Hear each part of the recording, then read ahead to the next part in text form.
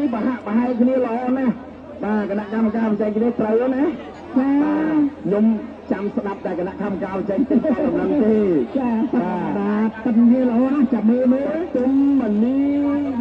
សុកសែនស៊ីមកពីថ្មតាបាទស្រីទៅកំពង់ចាមជាមួយនឹងសេរីរតនាមហានីបាទបហាក់បហែកគ្នាល្អណាស់ឥឡូវនេះក្នុងកំពុងដកហើយ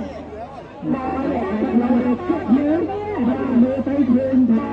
ខ្សែទឹកក្នុងដកបាទប្រាំរឿងជើងហើយ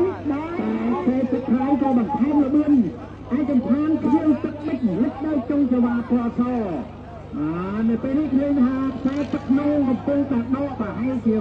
10ខ្ទង់បាទបន្ថែមល្បឿនប្រហែលគ្នាពឹងគ្នាល្អណាស់នៅតែបាទបាទទូហើយបាទគឺខ្សែទឹកក្នុង